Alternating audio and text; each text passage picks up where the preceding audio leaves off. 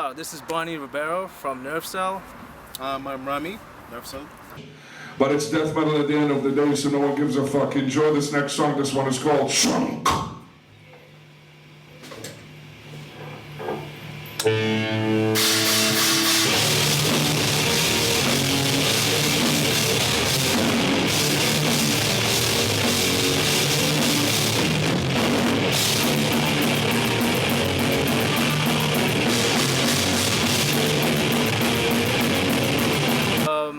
I remember mine very clearly. It was in 1994, and I was sitting down in front of my TV, and MTV Headbangers Ball came on. And you know, I come from a family where my mom and dad always would dance, play music, and the radio was on, MTV was on. But I came on this Headbangers Ball started at like 3, 4 in the morning, and there was like Sepultura, Desperate Cry live in Barcelona, and then Slayer, Seasons in the Abyss, and I was like, what the fuck is this? I couldn't believe it as a kid, because all I was watching was just pop music or country music, and I saw this, the long hair, and the guys just going crazy. I was like, this is what I want to do. I said, this is amazing. I started digging up and going, you know, looking in the record stores for music. It wasn't available. Everything was banned in Dubai, metal stuff, but I started asking my friends from outside to bring CDs in to Dubai when they would travel, and that's how I started learning, you know, about metal and finding out, well, who Led Zeppelin is, Motorhead, you know, Iron Maiden, the classics, and then discovering it slowly, being a kid in the Middle East where... It's a little different. I started playing an instrument because my dad is a musician, and I lived with instruments. I lived with, you know, he's a keyboardist, so I lived with a lot of, you know, instruments laying around and me trying stuff, and I got into music before getting into metal. I started playing I grabbed the guitar when I was a kid, like a toy guitar, and just fiddled around with it, maybe at the age of 8, maybe younger. But and for metal, when I started playing, you know, like rock music, got into, you know, all the famous thrash metal stuff like Metallica. And at that moment of time, there was no musicians at all, you know, 0 bands where I lived. So we're just by myself and just jamming around with some friends, and yeah, just learned metal but also, gradually. You know, Qatar is like smaller than Dubai, so yeah, it was, for me, it was a little like weird because I had no one to share music with, you know, like express myself. Even my father, because my father wasn't into what I'm doing. He plays Arabic music, and he doesn't understand what I was doing. So I always locked myself in the room and just do my thing until, you know, started a band when I was 15, and then moved to Dubai, and then, you know, then we met. And he met James, our singer, and then I met him. Yeah. And basically, you know, from that day, it's been the stable lineup like since 2000. You know, we were all in, like I said, we were all studying in university. So back in Dubai, how it works is there's no clubs for metal or venues or media that pushes metal. So when we were students in our colleges, we would do the concerts in the colleges for the college students. So he was having fun, you know, like we were the hobby guys who were doing it for a hobby, yeah, for fun. But then, so we started playing the college shows, organizing shows. the shows, building the stage ourselves, playing on the stage the evening, making friends, you know, taking contacts, because everyone who listens to metal. I did a bachelor's in information technology and a master's in management. Yeah, I did study a lot, but you know, at the end of the day, music is what I like, you know, and yeah, personally. I'm sure the guys as well. Well, for me, I did a BBA, graduated in a BBA, Bachelor of Business Administration, with a concentration in marketing. So we kind of put that towards the band too, because it didn't go to waste. You know, a lot of the business. Yeah. Well, there was pressure from the parents, of course. But so as friends, we became a band, and then, you know, we started playing. And our parents they weren't really hard on us, because, you know, we come from a culture where they want us to study and become successful in life and stuff, but they're not very easy going with it. But once our folks started coming to our concerts and seeing that people are buying merchandise, the local TV stations are interviewing us in the newspapers in Dubai and stuff, they were like, whoa, okay, something's happening. You guys are a big deal now, okay. Yeah, so, you know, in fact, likes you. We would play the concerts, show them the recordings, like, see, look at this, look at what we're doing, you know, like, we had to convince them.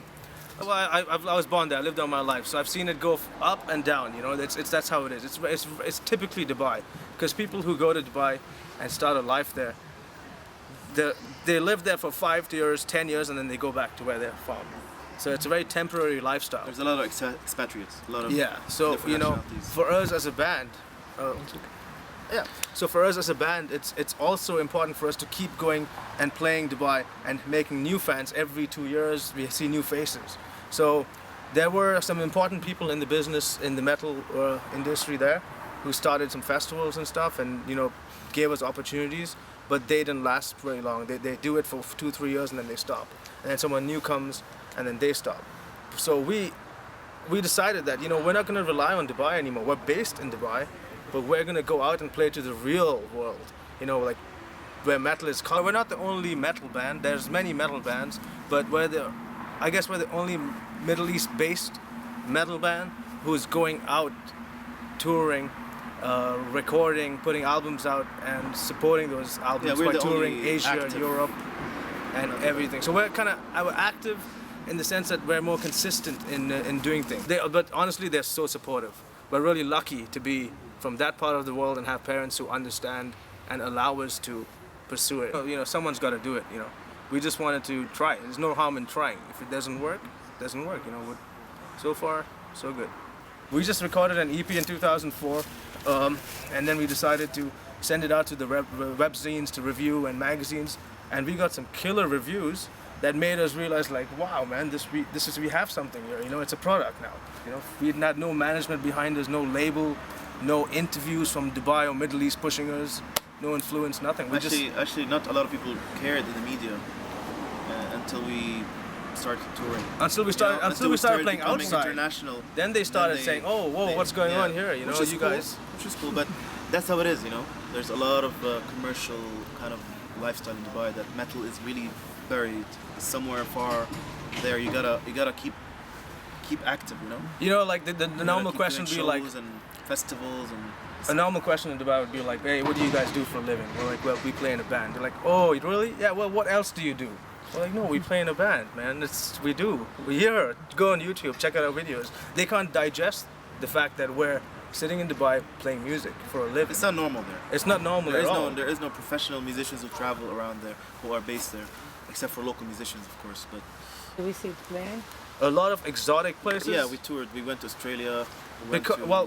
This is the advantage about Dubai, though. So because we live in the Middle East, so literally we're Asia here and Europe here, so we get to actually travel quite easily.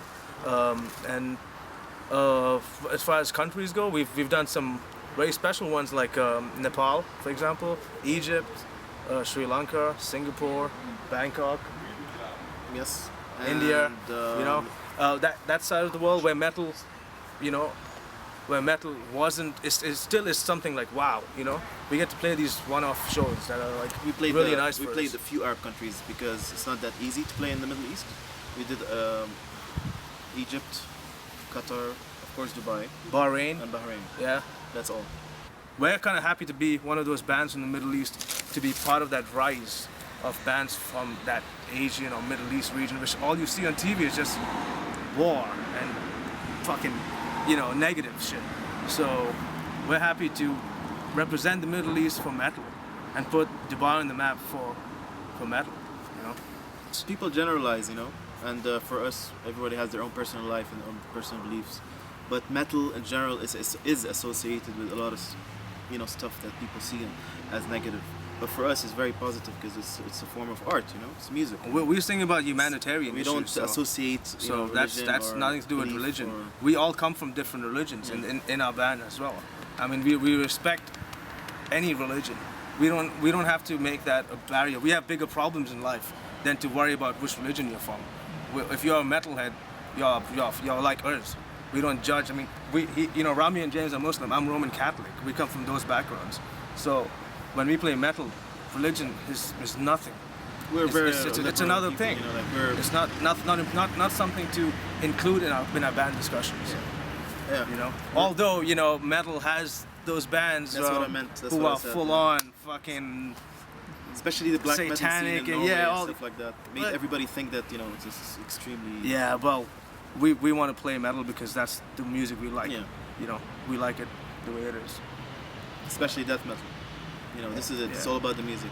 Yeah, I mean, there's these go bands, there's these satanic bands, there's all these like gimmicks, but we live in the Middle East. I think the Middle East the soundtrack to the Middle East is fucking heavy metal, because you open your door and there's people blowing their heads off, and there's all these wars that it's never stopped. It's always chaos. So you have to kind of listen to metal to relate with that.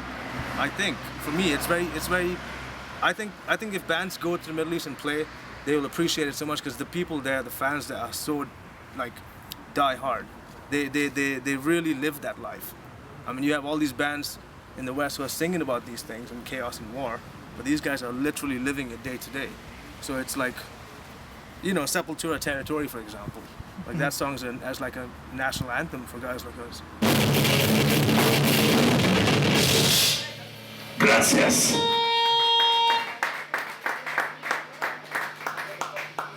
Puta!